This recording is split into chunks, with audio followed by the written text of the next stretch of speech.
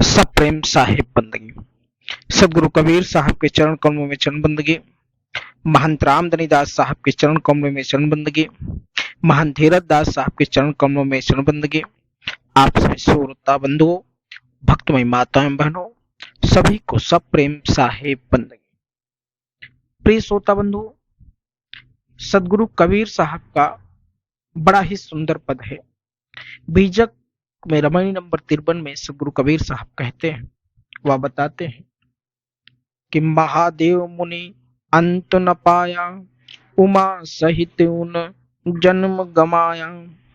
उनहु ते सिद्ध साधक होई, मन निश्चय कहूं कैसे कोई। जब लग तन मन होई सोई, तब लग चेत न देखूं कोई। तब चेतहु तब तजिहु प्राणा, भया आयान तब मन पछताना। इतना सुनत निकट चल आई, मन का विकार न छूटे भाई। सदगुरु कबीर साहब कहते हैं, योगी राज, जिन्हें योगी राज कहा जाता है, शिव जी ने अपनी पत्नी उमा के साथ रहकर ब्रह्मा को तलाश करते करते, ब्रह्म जिसे कहते हैं, उनकी तलाश करते करते अपना जीवन लगा दिया, परंतु उस ब्रह्म का रहस्य नहीं समझ पाए, उनके समझ में नहीं आया। अब क्या उनसे भी बड़ा कोई साधक या सिद्ध व्यक्ति हो सकता है? साहब कबीर साहब यह पूछते हैं, क्या शिव से भी बड़ा कोई साधक या तपस्वी हो सकता है, सिद्ध पुरुष हो सकता है कोई? कहने का तात्पर्य यह है कि शिव जी जैसे योगी जब ब्रह्म का रहस्य नहीं समझा सके, तो बाद के व्यक्ति इस बारे में क्या पता लगाएंगे? जब तक शरीर में प्राण है, तब तक इस सच्चाई का पता लगाने में असमर्थ है। तो क्या प्राण त्यागने के बाद उसका पता लगेगा? साहब कहते हैं, जब आपके शरीर में श्वास चल रहा है तब तो आपको नहीं पता हुआ, जब प्राण खत्म हो जाएंगे, पर उखड़ जाएंगे, तब आपको समझ में आएगा। साहब कहते हैं, अरे मनुष्यों, सावधान हो जाओ। वह तो अपने जीवन के कर्मों को समस्त लेखा जोखा सोच समझकर पश्चाताप करता हुआ चला जाएगा।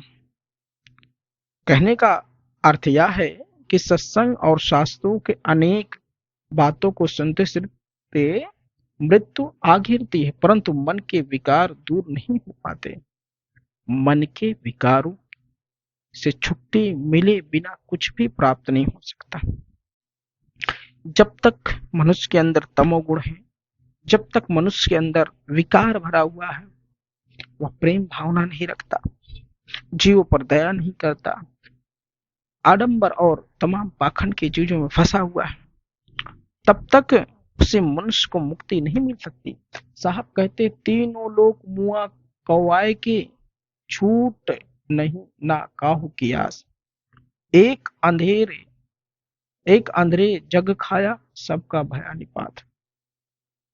जिस प्रकार स्वप्न में मनुष्य अंतर्द्वंद की वजह से ऊट पतांग बोलता रहता है, कभी कभी देखते हैं मनुष्य जब सो जाता है तो कहीं कहाँ पहुंच जाता है, इधर उधर की बातें करने लगता है।